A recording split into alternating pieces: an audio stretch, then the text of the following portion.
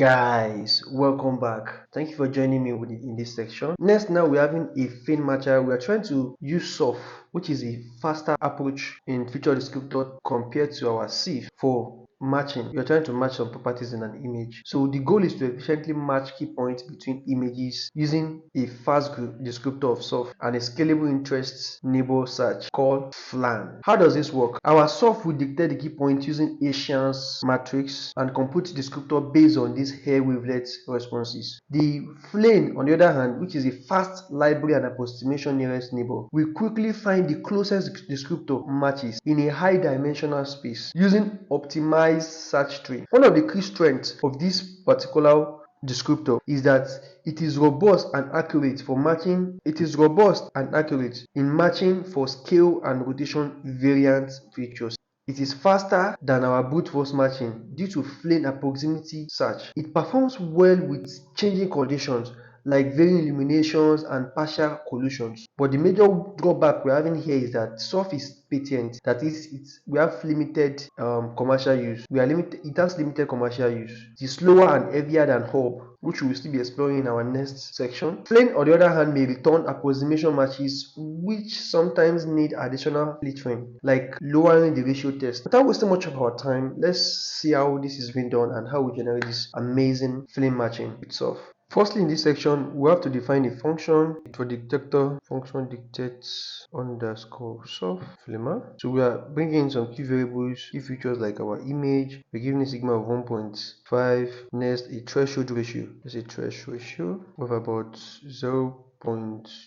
So now we want to convert. First thing we do is we convert our image into a grayscale, because working with one channel image is faster. In grayscale, it will be in one channel, which is faster enough for key point dictation. So we would grayscale gray image in gray is equals to cv2 dot cvt color. Then our images, we are bringing in image, because it's the image we've defined here, image cv2 color BGR to R the gray. So next we apply our Gaussian to smoothen the image and reduce noise. After that, we will calculate the second derivatives using Sobel. Remember, we used Sobel at that time in C for calculation of second derivative as well, of vertical and horizontal. So here we're actually doing the same. We're calculating the vertical, the horizontal, the diagonal. This way we actually find the area in the image with strong channel in intensity. Basically, this is like corner and block in an image. So let's find our blur using Gaussians. CV2, we have Gaussians blur. If you remember, we did this earlier. So we bring in our image gray, then we give it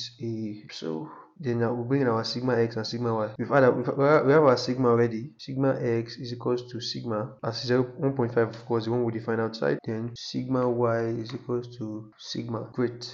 So now we're defining the vertical derivative. We're defining the vertical second derivative, which is cv2 dot Sobel, then blur. The blur we have cv2 dot cv underscore 64f 2,0, k size is equals to 3, every k of 3. So we're defining the horizontal yy cv2 dot Sobel blur cv2 dot cv underscore 64f 0, so we'll look for the diagonal part. Next, we give it our key size of 3. We're still maintaining 3. The last one is the diagonal axy, which is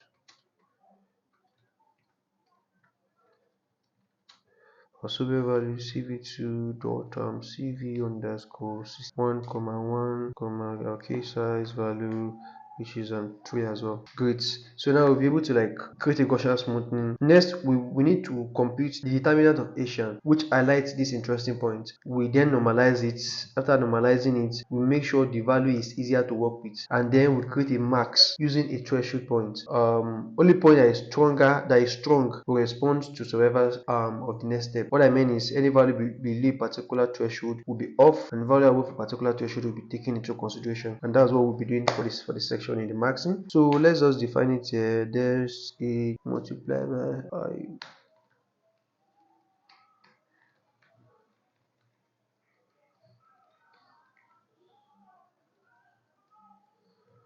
cv2 dot normalize non 0 255 cv2 dot normal underscore mean max underscore norm np.uint 8 as I was in here. I think I've explained this uint 8 at our last video, so we can just refer back to it for more understanding. H normal. Define our. So now let's create a max. We said we'll be creating a max using threshold. Only points with a strong response will actually survive at this particular next step. So the threshold we are creating, threshold value is equal to thresh ratio, which we've defined in the first instance before we start. Multiply by, if you are wondering where we define this, is where we define the thresh ratio here. This is it here. Then we multiply by the maximum of our normalized max value. What I mean by that is dash underscore h normal then dot max. We are picking max value here. Max is equals to dash underscore h underscore normal greater than the threshold, right?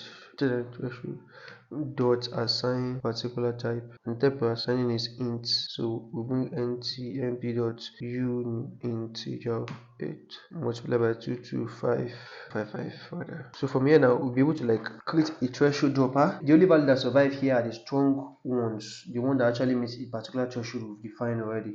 So next we use a SIFT for a descriptor. Like we use this SIFT to actually dictate key points on the maxed image and compute their descriptors, which are basically like small features, vectors that describe each of these key points. So what we'll do here is we would bring in SIFT.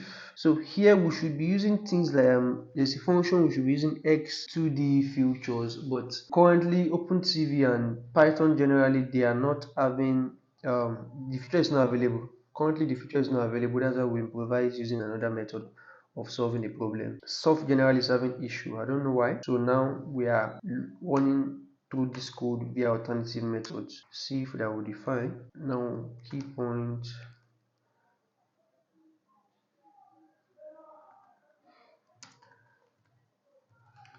Descriptors is SIFT dot compute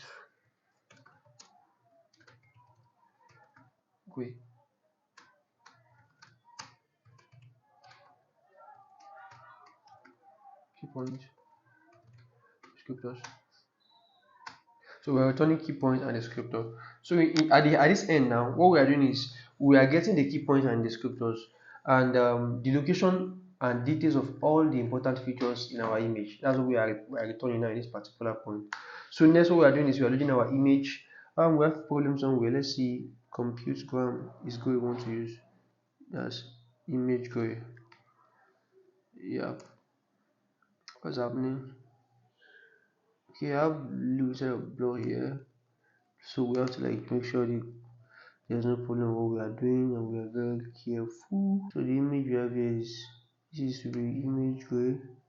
We don't have anywhere we define. Let's see. Okay, so it's saying invalid syntax. Whereas okay, let's find solution. Invalid syntax, perhaps you forgot a comma. Okay, a comma. Great. So put a comma here. It should work by now. Great. So it's because of the comma. So next we actually look next we'll be loading our image. We'll bring our image. So image 1 we are trying to use two image. So we'll put same image obviously. Dot embed then the location of our image. Let's use the same image so that we can get the same result we get then you understand what we're talking about. I think it's a bada of different materials now. We can still get the same different like result in that extent because we're trying to match the patterns that exist in those agbada. After looking the image, we want to create a descriptor and key point detector with what we've done with the function we've defined. So we use this function we've defined, come straight down, then key point, let's say key point 1, so our time, ds1 is so image 1, so that's our first image. Let's do for second image as well, image 2. So let's change this to 2 and this to 2. So from here now, if you look at what we have here, we've been able to bring in our image, but we need to actually do one thing that is very, very funny. We want to count the number of match that exists between the image. And if we are counting the number of match that exists, we just count the point length of kp1, given the key point. So we move aside key point here. We will move to the number of key points we have in this particular image. We want to take the number of key points we have in the second image as well. Sorry, not matching. So image 2 length of key points that is being detected 2. So I want you to have a key point as like something like a unit at the front. Yeah. Okay, so we've seen number of key points you'll be able to record in the first image compared to the number of image you'll be able to record the second image, because it is obviously the same image, so we'll be detecting number of same image. So now let's set up our flame matcher. Let's flame index parameters. What we use okay, let's get a dictionary of the algorithm. I'll give it a 3 of 5. Then search parameters.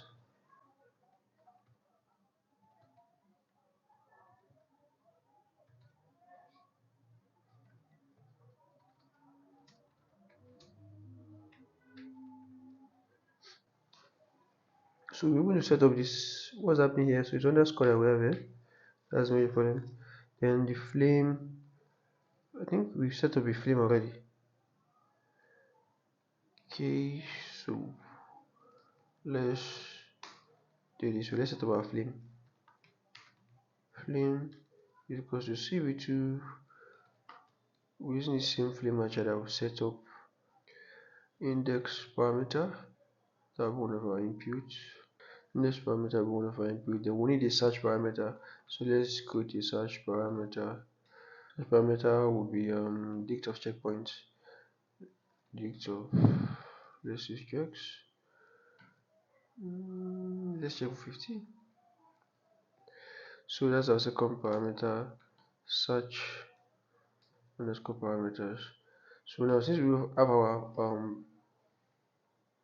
parameters in place now, p, great, and we'll be able to match flame KNN. Now we'll be able to match this particular two images together. What we'll do now is let's find the low ratios tests, where we'll be able to like pick a particular distance point to define our good matches. You understand? We wouldn't just match anyhow, we'll match based on some let me say like criterions. So let's say good match, right? Let me see, match is empty. So now initially I want to initialize to be empty match, then I generate my x and y coordinates in these matches that we've had earlier here. So we would then call if m distance, that is the first, which naturally is our x coordinates. If you look at it normally is less than 0.7 multiplied by n distance, then we say good matches dot append m. You understand? If m is actually greater than 0.7, when we multiply by a particular value, if it is less, so if it's less than a particular value, we're saving it in our good match. So it's just like a criterion for selecting good match. You understand? So next, let's print the number of good match we possibly have. So now here we'll be able to like know the number of good match we have. So we can see it will tell us the number of good match we have. What was this? So we have about 66. What's this? So we have 63,454 good match. So let's draw our matches out. We want to draw them out. Now we'll be able to map them, but we want to draw them out on the image, on the two image, and place them side by side. So we'll say match underscore image is equal to cv2 draw match img1 kp1 img2 kp2. You understand? Now we have good match. I think we have underscore in our matches. Here is good match and a none for the sequential point. Then for the match point, we raise a flag. Flags is equals to cv2 dot draw matches. Then flags not draw single spot, single point. So we have single points here. POT dot figure fixed size. Let's say is equals to fixed size. And what we have in our fixed size 18 by 8. POT dot inshow cv2 dot cvt color matches image. We have it already. Then cv2 dot color wants the picture format, the RGB format, so to picture. Great. So now we'll be able to like get the matched image, the last version of the image that was actually showing matches that we're having different lines. So now we would print it out. Okay, there's an issue here. Invalid syntax, perhaps you forgot a comma. So comma here, comma. Any other thing? The module TV2 has no attribute CV2. Where in this same place. So we have CV2. What happened? Okay. I was not there. I was actually thinking of the result. Now you see how it looks like at the first instance, but we are not done with it. Let's just finish what we should have and see how it looks like. PLT. Oh, great, fantastic. So we'll be able to have our feature like soft flimmer. Thank you for sticking with us to this present time. I'm very grateful.